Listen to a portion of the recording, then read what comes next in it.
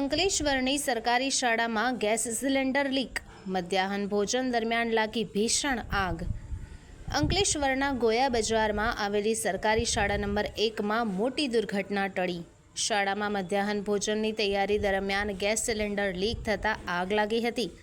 શાળાના આચાર્યના જણાવ્યા અનુસાર બપોરના સમયે મધ્યાહન ભોજનની કામગીરી ચાલી રહી હતી, જે દરમિયાન અચાનક ગેસ સિલિન્ડર લીક થતાં આગ ફાટી નીકળી હતી, જ્યાં શાળામાં અભ્યાસ કરતા 190 વિદ્યાર્થીઓને તાત્કાલિક સુરક્ષિત સ્થળે ખસેડવામાં આવ્યા હતા.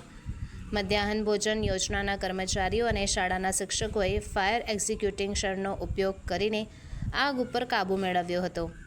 અંકલેશ્વર નગર સેવા સદનની ફાયર બ્રિગેડની ટીમ પણ તરત જ ઘટના સ્થળે પહોંચી ગઈ હતી, જો કે તે પહેલાં જ આગ કાબૂમાં આવી ગઈ હતી.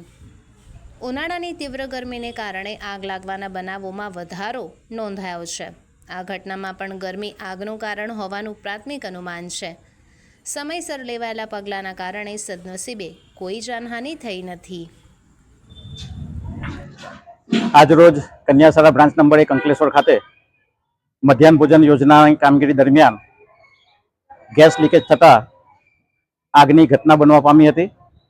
શાળાના સ્ટાફ દ્વારા અને મધ્યાહન ભોજનના કર્મચારીઓ દ્વારા ફાયર એક્ઝિક્યુટરનો ઉપયોગ કરીને આગ ઉપર તાત્કાલિક કાબૂ મેળવી લેવામાં આવ્યો હતો અને કોઈ પણ પ્રકારની કોઈને ઈજા થઈ નથી. ગરમીને કારણે આ એક ઘટના બની હોય એવું બનવા જોગ છે.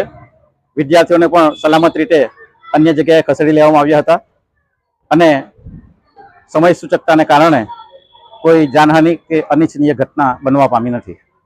એ સાથે જ ફાયર બ્રિગેડને પણ જાણ કરતા તાત્કાલિક અસરથી ફાયર બ્રિગેડનો સ્ટાફ પણ અત્રે હાજર રહ્યો હતો અને એમણે પણ આનુષંગિક કામગીરી કરી હતી. કેટલા વિદ્યાર્થીઓ અહીંયા કન્યાશાળા બ્રાન્ચ નંબર 1માં કુલ 190 વિદ્યાર્થીઓ અભ્યાસ કરે છે. હાલમાં પરીક્ષા ચાલુ હોય આ ઘટના બાદ વિદ્યાર્થીઓને મધ્યાહન ભોજન આપીને વાલીશ્રીઓના આવવાથી રજા આપવામાં આવી હતી.